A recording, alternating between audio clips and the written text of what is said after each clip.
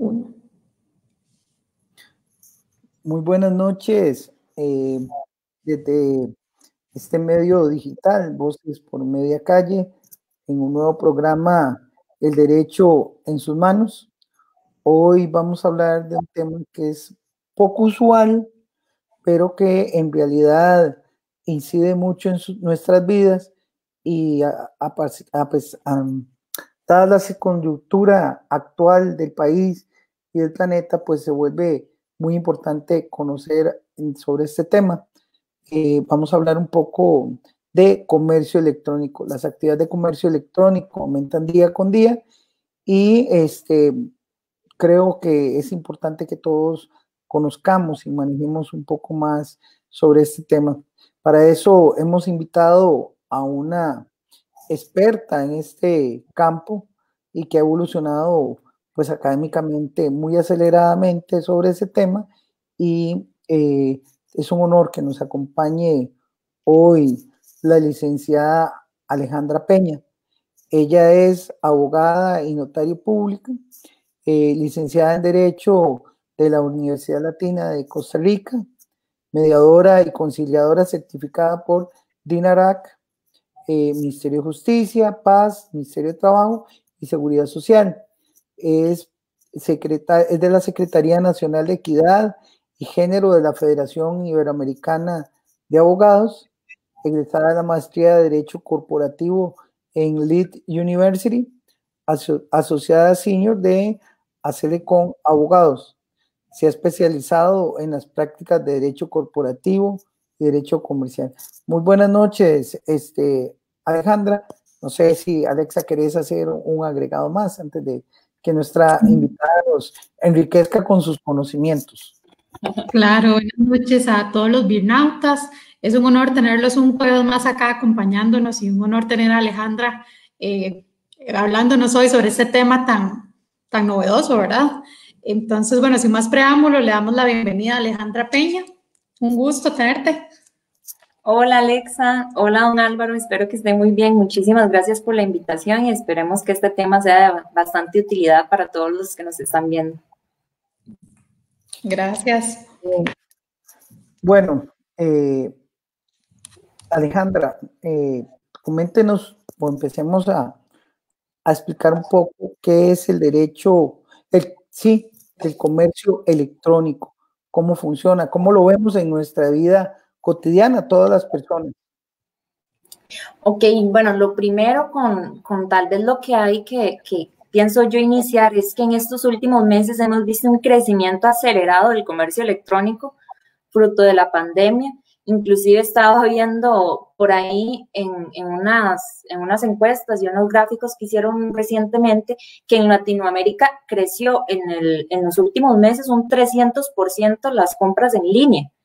Y en la primera semana, donde hubieron las restricciones, ¿verdad?, de no salir y demás, creció en un 100%. Lo que quiere decir es que si ya venía en constante acelerado, ¿verdad?, el tema del comercio electrónico, la pandemia le dio un golpe, un empujón al comercio electrónico y entonces todas las empresas que no podían abrir sus establecimientos durante los distintos periodos de restricción se vieron obligadas a tener que abrir sus páginas web, sus tiendas en línea y empezar a comercializar sus bienes y servicios por esos medios. Entonces, creo yo que el problema es que el derecho no camina tan rápido como la tecnología, ¿verdad? Entonces, ahí es donde encontramos brechas porque todo empezó a migrar a lo digital. No sé si ustedes también vieron el hecho de que se empezaron a hacer audiencias virtuales, tuvieron que empezar a publicar protocolos para el tema de audiencias virtuales. Yo que trabajo, que también soy mediadora, la DINARAC también empezó a publicar directrices para hacer mediaciones virtuales. Entonces, se empezó a legislar, ¿verdad?, de alguna forma, para poder encontrar el camino de hacer todo y de migrar al tema virtual. Ahora, propiamente con la pregunta que me hacía sobre qué es comercio electrónico, hay muchísimas definiciones de comercio electrónico. Hay una que me gusta mucho la Organización Mundial del Comercio, que dice que es la producción, mercadeo, venta de bienes o servicios por redes de telecomunicaciones. Es como una muy genérica, ¿verdad? Hay algunas leyes acá en Costa Rica que dan como una definición muy escueta de comercio electrónico, pero básicamente es vender bienes o servicios, comercializar bienes o servicios por medios electrónicos. Ahora, el comercio electrónico es inmenso, ¿verdad?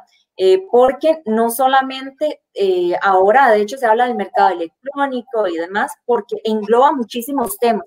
Podríamos hablar de aquí de diferentes materias del derecho que engloba, que por ejemplo son delitos informáticos, la relación de comerciante-comerciante, relación consumidor-comerciante, consumidor-gobierno, gobierno-comerciante. Hay muchísimas modalidades también del comercio electrónico, pero dentro de esas modalidades, algunas que también se conocen mucho, que son las relaciones que hay dentro del comercio electrónico, son las que se denominan, no sé si han escuchado C2C, B2C, que esas son relación consumidor-comerciante, comerciante-comerciante. Entonces, esas son como distintas modalidades de comercio electrónico. Ahora, en cuanto a algunos tipos, ¿verdad? Como para hacerlo lo más sencillo posible, también para fines tributarios se han denominado que hay como dos tipos de comercio electrónico, uno directo, que es cuando yo vendo servicios o vendo bienes, todo por medios digitales, por ejemplo, que se llama una licencia, todo se hace por medio digital, y el indirecto es cuando lleva todo un proceso de venta y se tiene que hacer un transporte, una entrega, y entonces ya ahí, por ejemplo, yo compro en Amazon, adquiero en línea, por ejemplo, qué sé yo, cualquier producto y pido el envío a mi casa. Este sería un comercio electrónico indirecto. Esos son como los dos tipos que se han mencionado, pero sí, definitivamente es una materia inmensa, ¿verdad? Que engloba muchísimos temas, muchísimas materias, y yo creo que como abogada uno tiene que ser sincero y saber que no lo sabe todo y no lo puede todo, ¿verdad? Y en el comercio electrónico necesitamos ayuda a los abogados también de ingenieros en sistemas, ocupamos ayuda también del mismo comerciante que crea la página. Entonces es una labor multidisciplinaria, ¿verdad? Hablar de este tema, y yo en lo personal estudiando el comercio electrónico he aprendido muchísimo de un montón de ramas, ¿verdad? Que no son propiamente el derecho, pero bueno, es de algo de lo mucho que engloba el comercio electrónico. Sí, muchas gracias, Ale. Qué importante, pues, que un abogado se especialice en esa materia, ¿verdad? Porque al final, como lo hemos conversado varias veces, Álvaro y yo acá, o sea, uno no puede ser un todólogo. O te especializas en penal, o te especializas en familia, o en laboral, o en comercio electrónico, pero no puedes agarrar y decirle al cliente, bueno, yo soy especialista en comercio electrónico y nunca te has leído un manual ni nada de lo que existe. Entonces, ahora hablando de manuales, contanos qué regulación hay en Costa Rica para el comercio electrónico. Ok, bueno, esto es todo un reto para Costa Rica. De hecho, ahora que estábamos hablando que hace años, ¿verdad? Que nos conocemos, hace años empecé a investigar sobre comercio electrónico. Me acuerdo que cuando estaba haciendo la tesis de la licenciatura en Derecho, me empecé a interesar por el tema, y desde esa época una de las propuestas que yo había hecho era que se aprobara un proyecto de ley que en ese momento estaba en la Asamblea Legislativa, cuya redactora era Vilma Sánchez del Castillo, doña Vilma, y yo había indicado que se tenía que aprobar una ley marco de comercio electrónico y demás, pero resulta ser que ese proyecto de ley, de hecho, se archivó. Posteriormente, en el 2018, nuevamente, ingresaron un nuevo proyecto de ley, de una ley marco de comercio electrónico, igual redactada por doña Vilma, una versión igual mejorada, se le agregaron nuevas disposiciones, se empezó a hablar de mercado electrónico. Actualmente se encuentra en la comisión, aún no ha sido aprobado este proyecto, pero bueno, llevamos muchísimos años desde que se ha impulsado a aprobar una ley marco para hablar de lo básico, ¿verdad? De comercio electrónico, definiciones, obligaciones y otros términos muy básicos del comercio electrónico, pero aún no se ha aprobado esa ley marco. Es curioso porque Costa Rica, generalmente los países han empezado a promulgar una ley de comercio electrónico que sea general, ¿verdad? Que dé definiciones básicas y posteriormente empiezan a regular cosas específicas, por ejemplo, la ley de firma digital. Nosotros ha sido al revés, promulgamos una ley de firma digital, ¿verdad? Comúnmente conocida ley de firma digital, y no hay ninguna ley marco de comercio electrónico. Entonces, ¿con qué hemos venido regulando? ¿Cómo se han venido regulando las relaciones? Básicamente, con base en lo que se denomina inalteración del derecho preexistente, así se denomina un término en comercio electrónico, con el Código de Comercio actual, con el Código de Civil actual, que son una legislación que lleva años de años, que no se adapta y es insuficiente completamente para el comercio electrónico. Así se ha venido tratando el tema. De hecho, hay muchísima regulación dispersa, no hay un cuerpo normativo, ¿verdad? Que me diga, esto es en general el comercio electrónico, como lo tienen muchísimos países. Imagínense, desde el 96 ya hay, o sea, hay una ley uniforme, pero acá en Costa Rica no, ¿verdad? Continuando con esto, primero un comentario. Sí hay que reconocerle a Vilma Sánchez del Castillo su enorme esfuerzo en este tema, ¿verdad? Indudable que ha sido una de las precursoras del comercio electrónico, lo ha hecho desde el campo académico, intelectual, escribiendo y trayendo muchas veces panelistas internacionales de primer nivel. Y a raíz de eso, recordando porque en algún momento también he participado de los seminarios que se han llevado a cabo, y algo que mencionabas ahora y que es fundamental, el derecho va lento y va muy detrás del comercio electrónico. O sea, ese tipo de regulaciones, ¿cómo podrían, digamos, o qué es lo que falta, si voluntad política o si realmente interés del Estado en general por regular estas relaciones que son nuestra nueva realidad?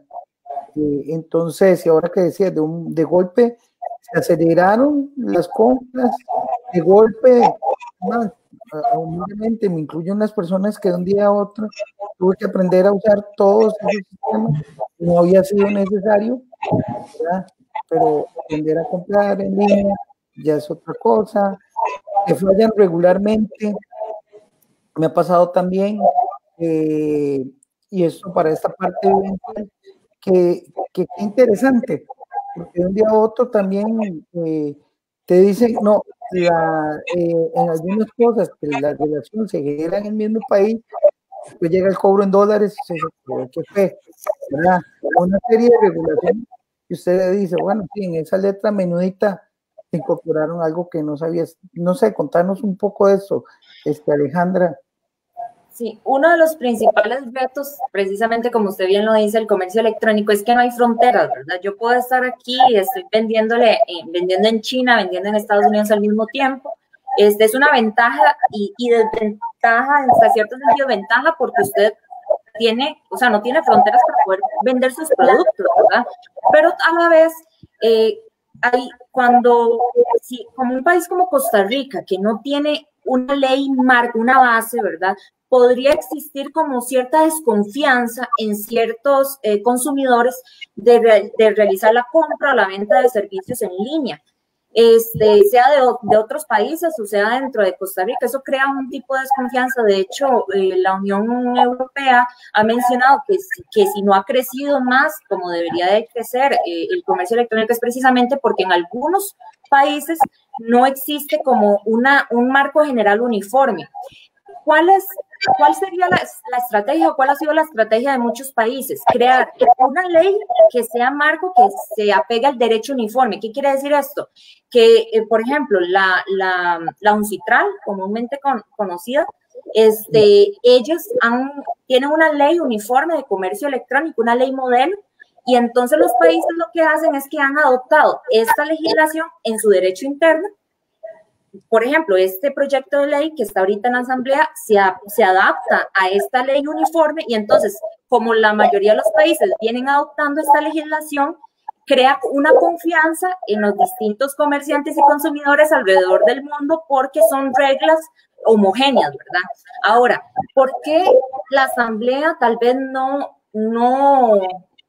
ha apoyado todavía o no ha aprobado este proyecto? Yo creo que se puede ver a varios factores. En el comercio electrónico hay como distintas posturas. Hay quienes piensan que todo se tiene que regular y que debe ser estricta la regulación, lo cual, en mi opinión, no se adapta, porque el comercio electrónico tiene que existir lo que se denomina también una neutralidad tecnológica. Como el comercio electrónico avanza tan rápido, hay nuevas tecnologías a cada rato, ¿verdad? No se puede legislar con leyes que sean muy estrictas, muy cerradas, porque tendríamos que estar cambiando la legislación y la legislación no se cambia tan rápido como cambia la tecnología.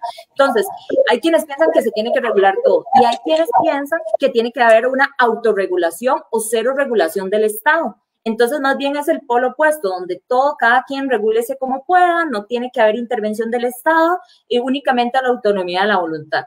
Y existe una teoría que es un intermedio, ¿verdad? Que tienen que regular aspectos generales para que exista seguridad jurídica, un ámbito general, pero que no sea muy estricta. Este intermedio es la que pretende estas leyes, modelos generales, ¿verdad?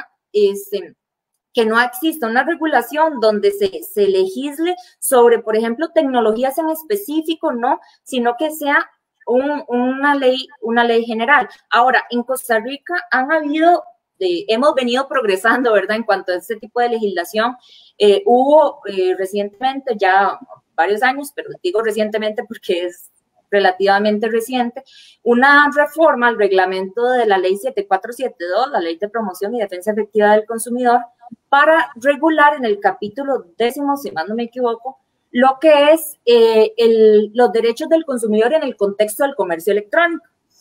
Realmente sí fue un gran avance porque regula algunas cosas, por ejemplo, temas de influencers y lo vamos a ver más adelante con algunos tips que les traigo por acá. Entonces sí, eso vino a regular un poco y a dar algunas herramientas, pero únicamente comerciante-consumidor. Entonces, no existe ahorita una ley general, ¿verdad?, que me regule, me diga que es un intermediario de servicios tecnológicos, por ejemplo. ¿Cuáles son las responsabilidades? ¿Cuáles son las definiciones básicas? ¿Cuáles son los principios? Por ejemplo, la ley de firma digital sí habla un poco de lo que es la equivalencia funcional, que básicamente es que se tenga por válido igual un documento electrónico como un documento físico, que tenga la misma validez. Sin embargo, solo menciona el principio, pero no existe, como les digo, una ley general. Entonces, tenemos por distintas leyes algunas regulaciones de comercio electrónico, pero no están en un solo cuerpo normativo. Ok. Ale, bueno, y ahora que estamos hablando de todo un poco, importante mencionar los aspectos legales que se debe tomar en consideración a la hora de vender un producto o un servicio por un medio electrónico. Sí, no sé si puedo proyectar acá, claro, para darles un segundito. Bueno, aprovechamos mientras tanto para invitar a los Birnautas a activar las notificaciones de la página Voces por Mediacachi. Ya está por acá, lo voy a agregar. Por acá, bueno, pueden ver, les traía algunos de los aspectos legales, esto lo resumí muy rápido. Dentro de muchas cosas que se tienen que tener en cuenta, destaco estos como principales, tanto para comerciantes, ¿verdad? Pero también que nos sirve como consumidores para entender cuáles son nuestros derechos. Un punto muy importante es la protección de los datos personales. Hay muchísimas personas que desconocen que en Costa Rica hay una ley de protección de datos personales que establece sanciones para quien realice y almacene datos personales sin el consentimiento también de los titulares de esa información. Entonces, he visto, por ejemplo, que que una tienda en línea pide información, pide el correo para hacer una encuesta y resulta ser que empieza a almacenar esa información y la utiliza para distintos fines del comercio, pero nunca pidió lo que se denomina consentimiento informado, que es una autorización del que da la información para que la almacene con un fin, con el fin que tenga ese comercio o ese establecimiento, la persona que va a almacenar esos datos. Si yo almaceno esos datos sin tener ese consentimiento, puedo ser sujeta a una sanción, y esas sanciones son millonarias, ¿verdad? Que podría establecerme la Agencia de Protección de Datos, o inclusive también sanciones a nivel penal. Hay un tipo penal que me puede sancionar si realizo ese tratamiento no autorizado de datos personales. Entonces es importante que tengan en cuenta la protección de datos de los usuarios. Como punto 2, la protección de los derechos del consumidor. Les comentaba que existe este capítulo en el reglamento a la Ley de Protección y Defensa Efectiva del Consumidor, donde me establece esos derechos del consumidor en el contexto del comercio electrónico, y adicionales a los que ya me establecía la ley y el reglamento, me establece algunos específicos para las relaciones por estos medios. Por ejemplo, el tema de los influencers, les decía ahora, antes un influencer simplemente decía, vean, yo les recomiendo esta crema, por ejemplo. Ahora tiene que identificar que es publicidad y tiene que decir, por ejemplo, le estoy haciendo publicidad a esta marca, identificar quién es el comerciante. Algún otro aspecto, por ejemplo, las opciones preseleccionadas, que cuando usted desliza en la página, le salían únicamente siguiente, acepto, ¿verdad? Y avanzabas todas las páginas o acepto todo. Eso no se puede hacer. Tiene que tener también el consumidor la posibilidad de ir aceptando y tener toda la información de previo a aceptar. Entonces, lo que se llamaban los mecanismos opt-in, que es que simplemente me marcaban todas las flechas y le daba acepto, no se podría hacer. Tendría que ir marcando una a una las opciones para que el consumidor, poder garantizar que el consumidor lea la información que también va a aceptar. Como un punto, entre otros derechos, ya en el siguiente punto, tal vez amplíe un poco de lo que dice este reglamento, pero como punto 3, las políticas, es muy importante cómo voy a entregar yo los productos, lo que se denomina también como términos y condiciones, que eso tiene que estar dentro de la página o dentro de la tienda en línea, que me diga cuál va a ser la forma de envío. Esto es importante para también establecer responsabilidades, porque, por ejemplo, si yo tengo mis propios mensajeros, si yo soy la que voy a entregar el producto y resulta ser que el producto llega dañado, entonces para saber quién tendría la responsabilidad, o bien si va a ser una subcontratación, entonces establecer esas responsabilidades. Y políticas, por ejemplo, hay muchísimas comercios desconocen que deben de tener, por ejemplo, políticas de devolución.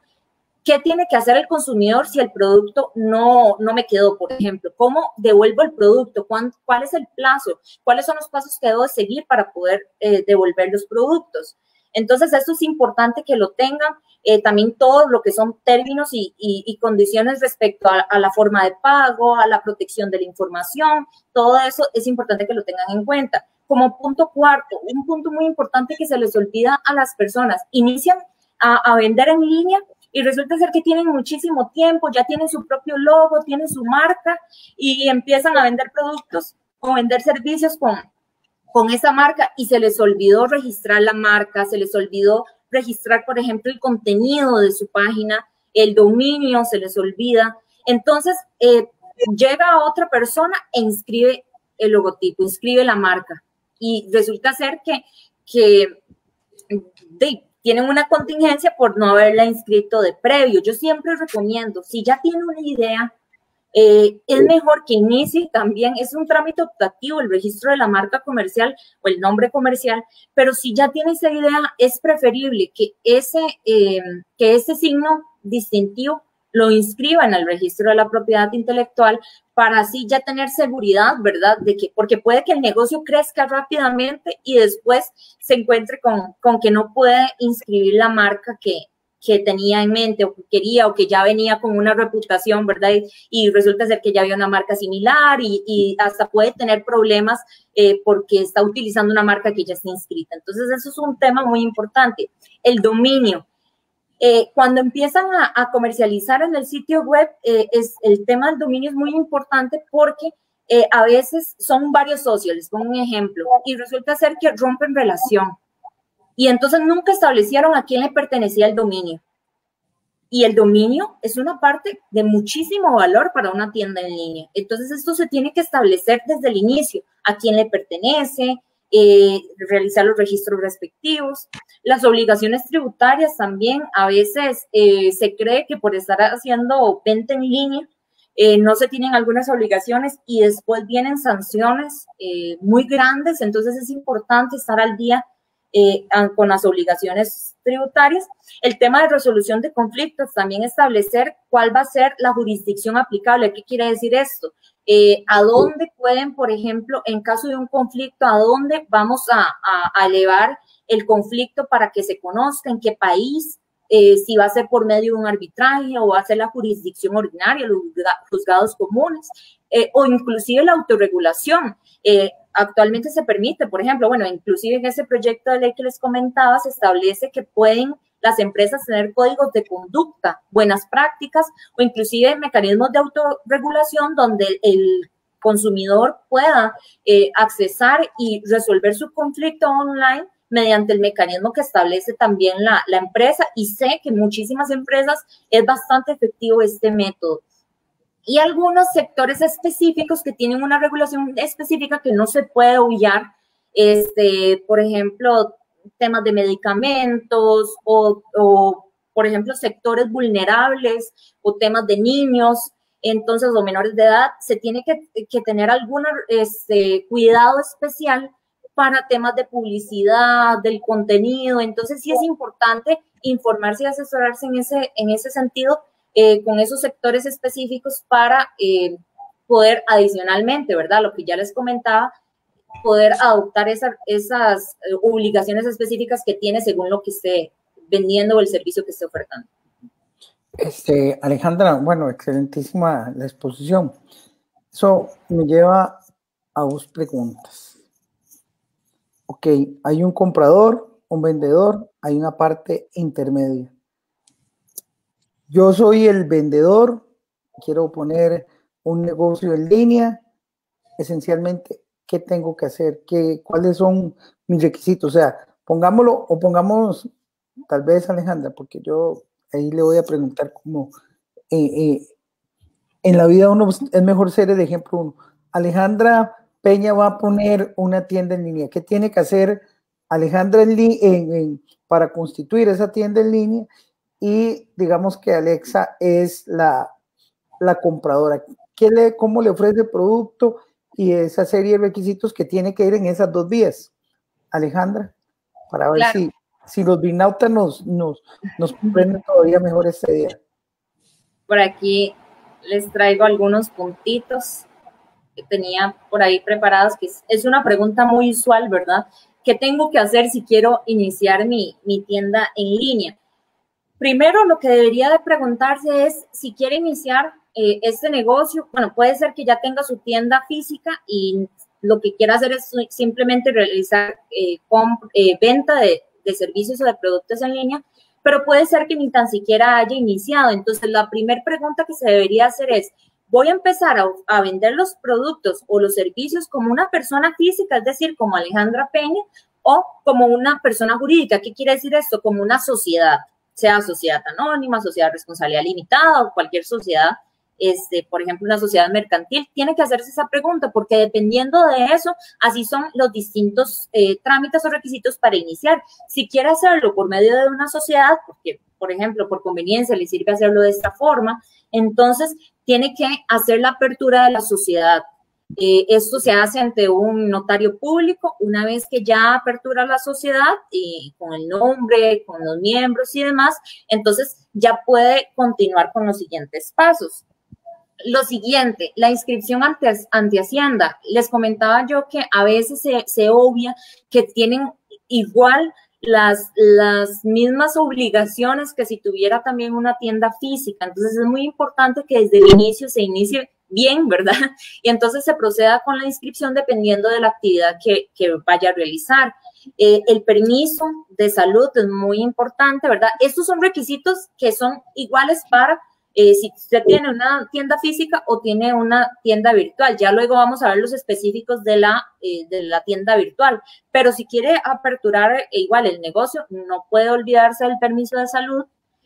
También la inscripción de las pólizas ante el INSS y la inscripción ante la Caja Costarricense del Seguro Social, sea como trabajador independiente o sea como patrono, tiene que estar al día con esto, porque si no, de igual forma, podrían existir a futuro sanciones por no haber hecho la inscripción desde el primer momento. La patente es muy importante, según el tipo de actividad que vaya a realizar.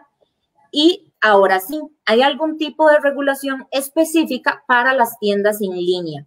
Lo que les comentaba, lo que dice la regulación del reglamento de la ley 7472, por ejemplo, si usted tiene el sitio web, tiene que recordarse de redactar términos y condiciones y una política de privacidad. ¿Qué voy a decir en los términos y condiciones? Identificar quién es el comerciante.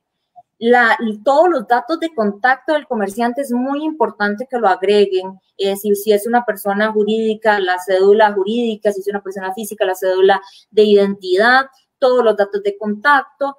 Por ejemplo, poder poner en el sitio un mecanismo para recibir reclamos o retroalimentación es muy importante. Y en la política también de privacidad, la seguridad de la información, por ejemplo, cuál va a ser el fin para el cual se recolecte la información, y que las personas conozcan, ¿verdad?, quién está realizando también ese tratamiento de los datos, la política de devoluciones, cómo se va a hacer la entrega del producto. Todo esto específico que según este reglamento debe de tener también la página, adicionalmente a los derechos de los consumidores, que ya son igual para tienda física o tienda en línea. También, lo que les comentaba anteriormente, la propiedad intelectual. Yo les recomendaría que desde el inicio también hagan las gestiones para poder inscribir su marca comercial o su nombre comercial, o bien inclusive, por ejemplo, hay personas que no inscriben el derecho de autor, y hay distintos contenidos que tienen en su página que pueden inscribirlo para posteriormente poder realizar, qué sé yo, un reclamo si alguna persona está haciendo un uso no autorizado de su logotipo, de su marca o de cualquier signo distintivo, una vez que ya entonces lo haya inscrito ante el registro correspondiente. Esos serían algunos trámites como para dar inicio a la tienda en línea, y sí les recomiendo, yo sé que a veces se necesita iniciar rápidamente con esto, pero es muy importante que se tengan en cuenta estos puntos. Ahora, hay algunos trámites adicionales que se deben de tener en cuenta y que muchas veces se olvidan. Por ejemplo, últimamente he estado revisando muchísimos contratos de software o de desarrollo del sitio web. A veces se buscan a una persona y simplemente hágame la página y no hicieron un contrato, o instáleme esta licencia, por ejemplo, una licencia para hacer un sitio que me sirva a mi empresa, qué sé yo, para pagar planillas, para establecer quiénes son mis clientes y otro tipo de información. Y resulta ser que no hacen un contrato que pueda indicarme si, por ejemplo, se está dando una licencia para un programa, si esa licencia es mía, si me la vendieron, o si es una licencia por un tiempo determinado. Si esa licencia me pertenece o le pertenece a otra persona. Son cosas que se tienen que preguntar. O, por ejemplo, ¿qué pasa en caso de que yo termine la relación con ese proveedor de ese servicio? Si me va a devolver a mí las claves, los accesos para yo poder darle a otro proveedor la administración de ese sitio. Son cosas que a veces no se tienen en cuenta y que luego vienen muchos problemas porque resulta ser que nunca se le establecieron las obligaciones al desarrollador del sitio, y luego le dicen, no, es que esos contenidos que tiene su página web me pertenece porque es mi propiedad intelectual. Y en el contrato no se estableció que yo estaba adquiriendo y que me cedían esos derechos de propiedad intelectual porque yo estaba contratando esa página web. Entonces, estos contratos de servicios son muy importantes revisarlos. Por ejemplo, he visto que pasa mucho que no se establecen en el contrato que las actualizaciones que se hagan de esas licencias son gratuitas, por ejemplo, o que las actualizaciones tienen obligación de realizar el proveedor de ese servicio para que pueda seguir funcionando la página o el programa que yo tengo en mi empresa. Y resulta ser que no se estableció y luego no puedo seguir utilizando el programa. Entonces, sí es muy importante definir eso en estos contratos como otro punto adicional. Ahora con la pandemia, pues incrementaron mucho los emprendimientos en redes sociales, la venta de bisutería, de comida, todo por medio de Instagram, Facebook, pero no tienen una página web en específico. Hay tiendas que evidentemente ya tienen su página, el carrito de compras y todos los requisitos de los que nos hablaban que en teoría debe de tener. Pero para las páginas formalmente constituidas para venta de productos o un servicio en específico, en forma electrónica, qué requisitos debe tener específicamente para que los consumidores lo tomen en consideración, porque a veces hay políticas de cambio o respecto al tiempo de entrega y todo eso, y uno se desespera y dice, bueno, pues es que no me ha llegado, pero es que tal vez ahí está establecido y no lo hemos visto. Entonces, ¿qué requisitos debe tener esa página web? Ok, como les comentaba, hay algunos aspectos importantes que sí vino a introducir este reglamento. Por ejemplo, que se identifique claramente quién es el comerciante, no simplemente decir la página es este nombre fantasía y listo, y no se sabe quién está detrás de esa página. Un punto muy importante es que se identifique el comerciante, esa información veraz. También hay un punto importante que se tienen que cuidar mucho los comerciantes, que es la publicidad engañosa. Me pasaba un día, de hecho, con unas amigas que me dicen que estaban intentando adquirir un producto en una tienda en línea y les decía que el envío era gratuito. Y entonces salían así la publicidad de envío gratuito y resulta ser que cuando ella adquiere el producto le dice es tanto por el envío. Y entonces, claro, eso no se puede hacer porque de cierta forma es publicidad engañosa, ¿verdad? Y debería la página decir si el precio ya incluye el envío o no lo incluye. Muchas veces, en cuanto al precio, se omiten muchísimas cosas y el precio tiene que ser claro y decir cuál va a ser ese precio final. Si el precio incluye IVA, si el precio no incluye IVA, si el precio incluye el envío, si no incluye el envío, cómo va a ser la entrega, ¿verdad? Si va a ser por medio de un intermediario o no. Como ahora lo comenté también si yo subcontrato una empresa que realice la entrega del producto y resulta ser que en el camino esa empresa pues lo perdió, lo robaron o le pasó algo, y entonces no tenga la responsabilidad del comerciante, sino que ya en su página estableció que eso no era su responsabilidad, que se iba a subcontratar a una persona, y entonces ¿de quién era esa responsabilidad? También que en su página no existan esas opciones preseleccionadas, ¿verdad? Que a veces pasa que le dicen, toda su información es mía, yo voy a comercializar esta información, voy a vender la base de datos, y resulta ser que la gente nunca se dio cuenta porque simplemente ya todo estaba seleccionado, acepto para terminar rápido la compra, ¿verdad? Y salir rápido de ese sistema. Eso pasa muchísimo. Si ustedes han visto, también hay en algunas otras páginas de otros países, usted tiene que marcar cada casilla y no lo deja seguir si usted no marca cada casilla, porque lo que se intenta garantizar es que usted haya leído la información. Este reglamento introduce eso, que las páginas deberían de tener esas opciones para ir seleccionando, para que el consumidor pueda haber leído toda la información de la compra, toda la información de la transacción y saber qué es lo que está aceptando. Entonces es importante que si tienen estos proveedores de servicios les informen y que también pues se asesoren bien, ¿verdad? Porque a veces los proveedores puede que no tengan conocimiento de estas estipulaciones legales y que en la página les creen estas opciones y que no sea simplemente las opciones preseleccionadas. Un punto muy importante que tienen que tener cuidado y no quiero dejar de lado es que también hay un reglamento europeo de protección de datos comúnmente conocido como GDPR, y resulta ser que si yo en Costa Rica le vendo a europeos o vendo en Europa, me aplica este reglamento. Y entonces resulta ser que a veces la gente dice, pero no, es que yo soy de Costa Rica, me aplica la legislación costarricense. Y no, pues esta regulación de protección de datos, que es muy estricta, ¿verdad?, me aplicaría si yo estoy vendiéndole ahorita a europeos. Entonces también es importante asesorarse en eso. Si bien aquí en Costa Rica hay regulación de protección de datos, también tener conocimiento de esta regulación del GDPR para también evitar sanciones, ¿verdad?, en cuanto a protección de datos.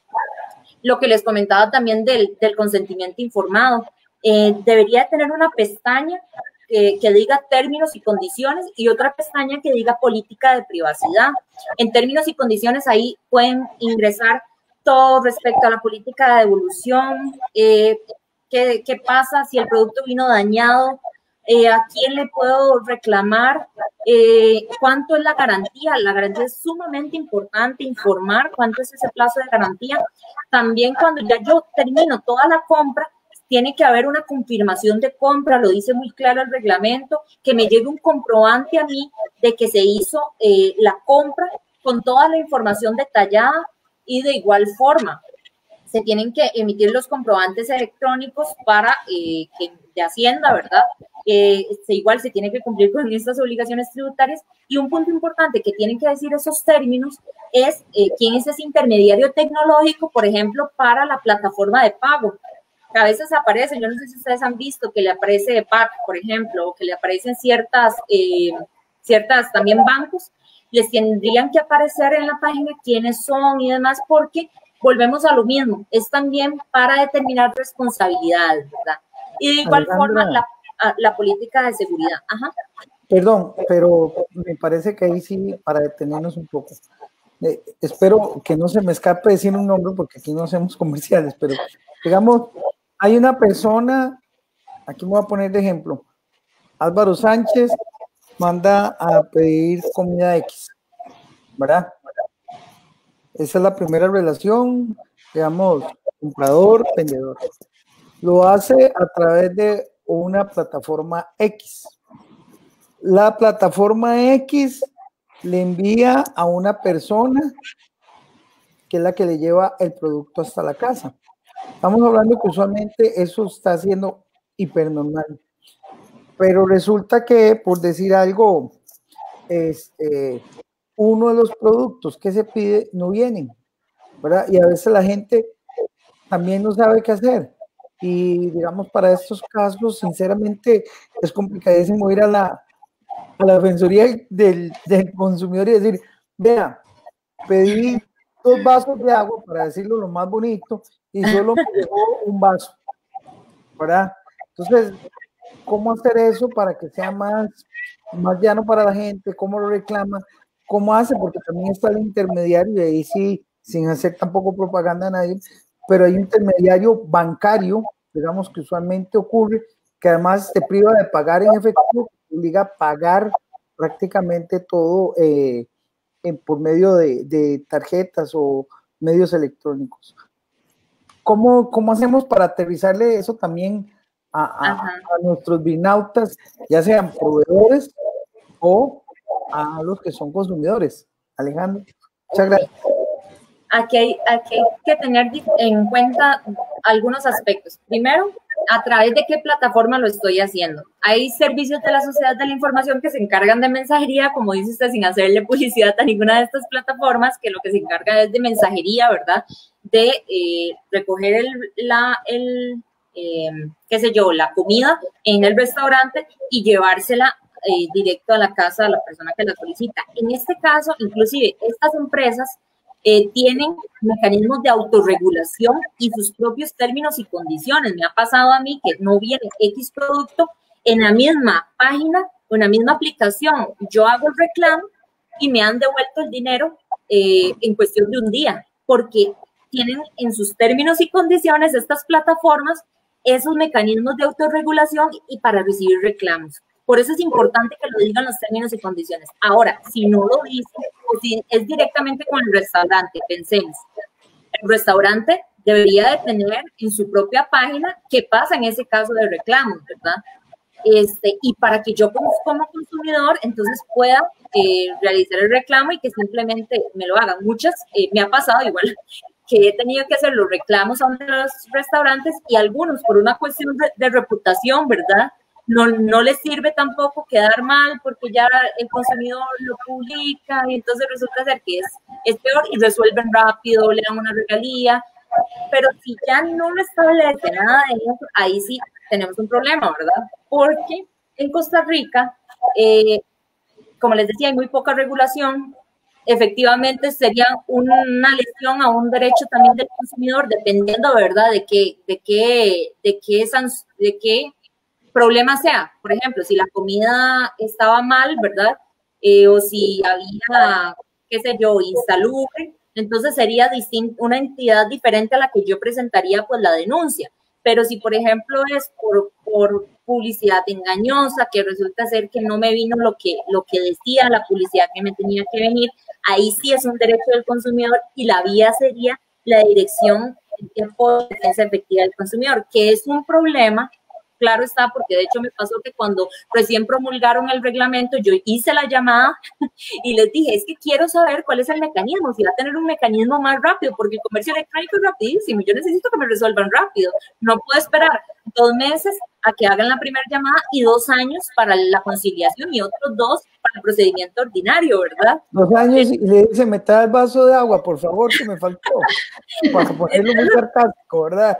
Entonces, no, o sea, es un problema y volvemos a lo mismo. Y no existe una ley general que me diga que hay ciertas sanciones, por ejemplo, para eso, para sanciones para el intermediario o sanciones directamente para el comerciante, si no tiene publicado un X trámite en su página, porque realmente lo único que tenemos ahorita propiamente en comerciante consumidor es lo que dice el reglamento.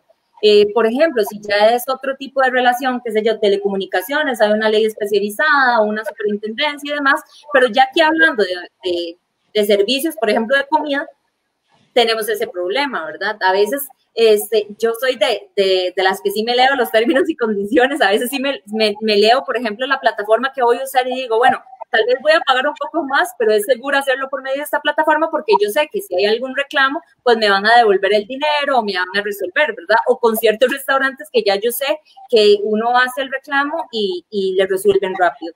Pero si no, tenemos que revisar muy bien las páginas de estas empresas para determinar cuál va a ser la vía en caso de un reclamo. Bueno, ahí está la importancia de leer términos y condiciones y no dar clic, aceptar. Vale, nos quedan 10 minutitos aproximadamente, entonces no sé si querés que avancemos con la parte de los derechos de los consumidores, tips o alguna otra cosa que quieras decirle a los birnautas en relación con este tema tan importante. Sí, ya hemos hablado un poco sobre lo que eran algunos derechos del consumidor y algunos tips. Tal vez de lo más importante también y otras recomendaciones acá es más hacer conciencia, ¿verdad?, de que es complicado en el entorno que estamos de Costa Rica, porque por ejemplo, otras empresas queriendo vender productos acá en el país o queriendo otros consumidores en el extranjero, queriendo adquirir productos de Costa Rica, pueden sentir desconfianza precisamente por esta brecha que tenemos en cuanto a regulación. Desearía que ahorita que está este nuevo proyecto, finalmente viendo la necesidad que hay ahorita fruto del coronavirus, ¿verdad?, aprueben esta ley marco y podamos tener una ley ya avanzada y tener al país con una legislación en su derecho interno que se apega al derecho comunitario y que se apega a todo esto. Y es que aquí estamos discutiendo lo básico de comercio electrónico, pero ya en otros países estamos viendo inteligencia artificial, estamos viendo, por ejemplo, los derechos de los robots. Tienen derecho los robots. ¿Qué pasa, por ejemplo, con, qué sé yo, con los carros automáticos cuando matan a una persona o un robot hace un ilícito? ¿De quién es la responsabilidad? Eso se está debatiendo en otros países. Los smart contracts, el blockchain, por ejemplo, la transmisión de los títulos valores por medios electrónicos. Esto se está discutiendo en otro país y aquí apenas estamos hablando de que existe una ley base que me diga cuáles son las definiciones, las obligaciones, que no se ha aprobado todavía. Entonces creo yo que, bueno, inclusive con la firma digital, acá tenemos la firma con el certificado de tercero de confianza, ¿verdad?, que es únicamente con el Banco Central, y ya en otros países están los sellos de confianza, hay distintas firmas, y acá, entonces, tenemos que dar ese paso adelante, ¿verdad? Si bien es cierto, sí sé que se ha apoyado mucho lo que es, por ejemplo, las audiencias virtuales, que ahorita el Poder Judicial tuvo que rápidamente migrar a eso, y todos los abogados hemos tenido que adaptarnos a la tecnología, hacer audiencias virtuales, enseñarles también a nuestros clientes cómo se hacen estas audiencias. Por ejemplo, el Código Procesal Civil, el nuevo código, y ahora sí me establece temas de los elementos probatorios por medios electrónicos. Entonces, todo eso se está viendo, por ejemplo, ya en tribunales, las pruebas de WhatsApp. Por ejemplo, otro tema en derecho laboral, los despidos en teletrabajo. Los despidos, por ejemplo, por comentarios en grupos de WhatsApp.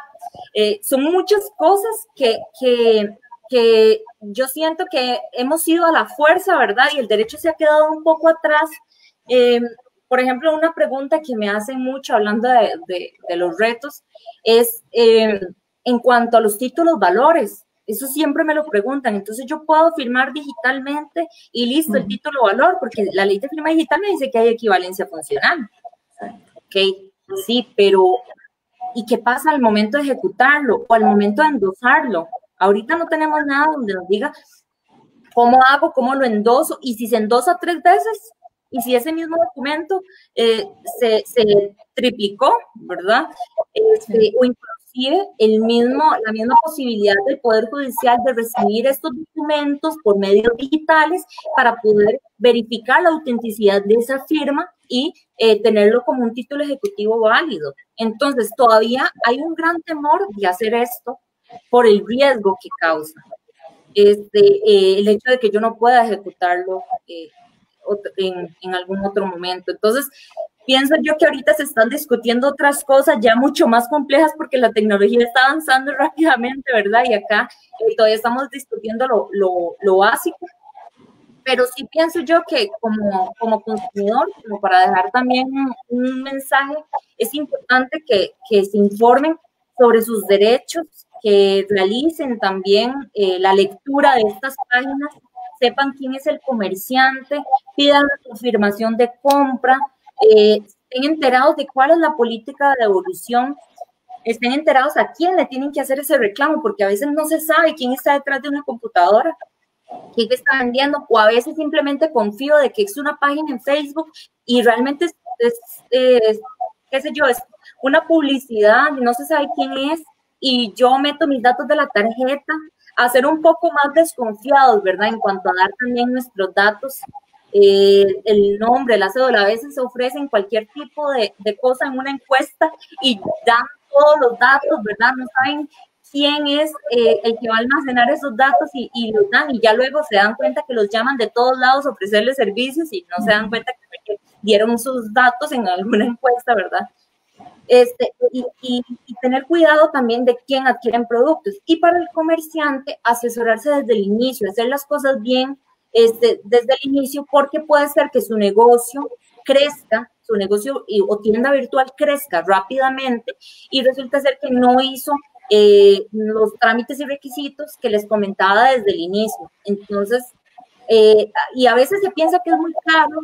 A veces dice, no, yo no voy a inscribir, por ejemplo, mi marca porque es que eso tengo que buscar un lugar muy caro, y realmente sale más caro después el no poder, al final de cuentas, inscribir su marca que ya tiene una reputación en el mercado.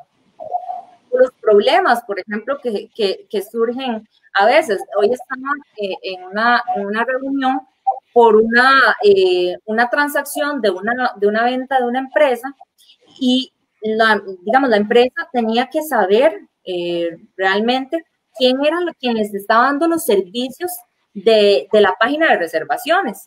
Y entonces en esta transacción es importante saber quién tiene la clave, quién tiene los accesos, cómo es esa transacción de reservas.